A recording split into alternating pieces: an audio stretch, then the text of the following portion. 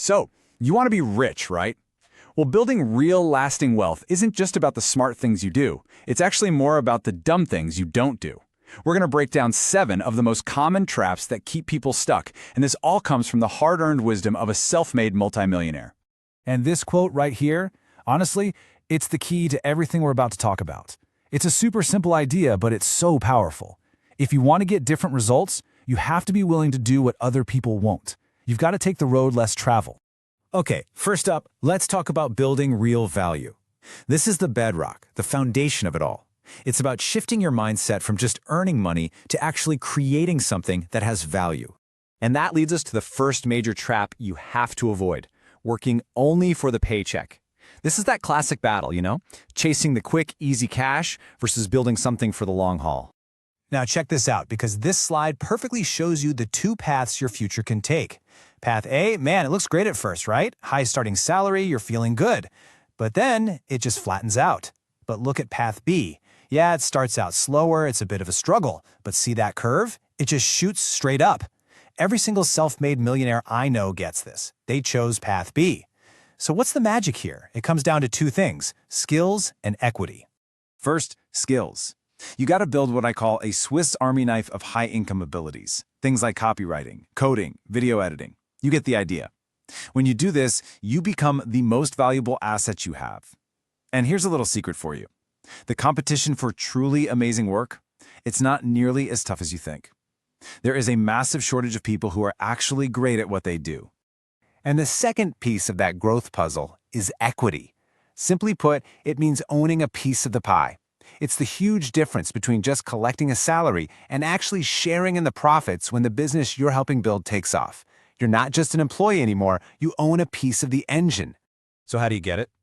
Well, there are pretty much 3 ways. You can start your own thing. You can earn it with your skills. We call that sweat equity. Or you can buy into a business. But here's the kicker. You can't just ask for it. You have to first become someone worthy of that equity. You have to bring so much value to the table that they literally can't imagine losing you. All right, on to the second big mistake: buying into the whole flex culture. You know exactly what I'm talking about. Pretending to be rich on social media, buying all this flashy stuff you can't actually afford. It's just living a lie. And this number, wow, it just hits you with a dose of reality. While you see all these people posting from yachts and fancy trips, the truth is that more than 1/3 of Americans can't even cover a tiny $400 emergency. That luxury life you see online, it's mostly smoke and mirrors. So the whole point is to actually build wealth, not just pretend you have it. You see, the temporarily rich, they buy stuff that loses value, depreciating items like fancy cars and designer clothes. But the permanently wealthy, they invest in things that grow in value, appreciating assets like stocks or real estate. This is where the real magic happens. Your money starts making more money for you. Okay, next up, let's talk about optimizing how you execute. Because it's not just about what you do, it's really about how you do it. And avoidance number 3 is a huge one. Trying to do everything all by yourself. Look, I don't care how smart or talented you are.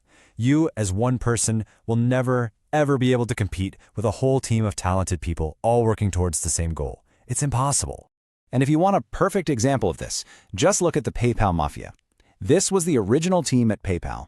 Not only did they build a massive company together, but after they left, this same group of people went on to create YouTube, Yelp, LinkedIn, and even SpaceX. That's the unbelievable power of a great team. So the 4th mistake to avoid is having way too many inputs. This is when you're getting advice from everyone: your mom, your cousin, some random guy on the internet, and you just end up totally confused and paralyzed. I mean, just look at the difference here. On one side, it's total chaos, right? Just cognitive overload. On the other, it's a clear, straight path.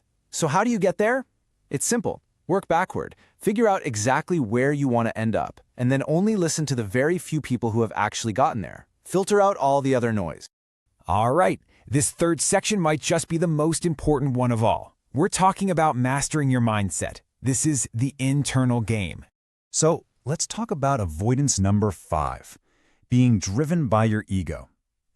Arrogance is like a silent wealth killer. It tricks you into thinking you already have all the answers, and it just slams the door shut on any chance to learn and grow. And this iceberg principle just explains it perfectly. Everything you know right now, That's just the tiny little tip of the iceberg sticking out of the water. The massive, vast amount of knowledge you don't have is that giant block of ice hiding underneath. A big ego makes you completely blind to the fact that the rest of that iceberg even exists. Next up, avoidance number 6, passing the blame. Oh man, this is such a destructive habit. It's when you're always pointing fingers at something else, the economy, your boss, the system, whenever things go wrong. And I absolutely love this analogy. Every single day you have a choice. You can pick up the magnifying glass, which zooms in on everyone else's flaws and just leads to a life of blame and excuses. Or you can pick up the mirror. The mirror forces you to look at the one and only thing you actually control, yourself. The real path to wealth is found in that mirror. And that brings us perfectly to our final theme, and the last big trap you have to avoid: you can never ever stay static. And yep, that's our 7th and final avoidance, staying put in your comfort zone. It feels safe in there, doesn't it? But really, it's a prison that you build for yourself. There are no doors, no windows, and if you stay inside, you just can't grow. And look, this isn't just some theory. See how this plays out in a real person's journey. This timeline just shows a path of constantly breaking out, from the safe, narrow path of school to getting hands-on skills in an apprenticeship, then pushing into the unknown with side hustles, and taking a huge calculated risk to start a business. But it didn't stop there.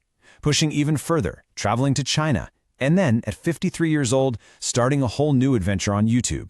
It's about constantly expanding that comfort zone.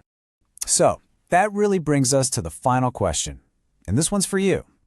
If your comfort zone is a prison, which wall are you going to break down first?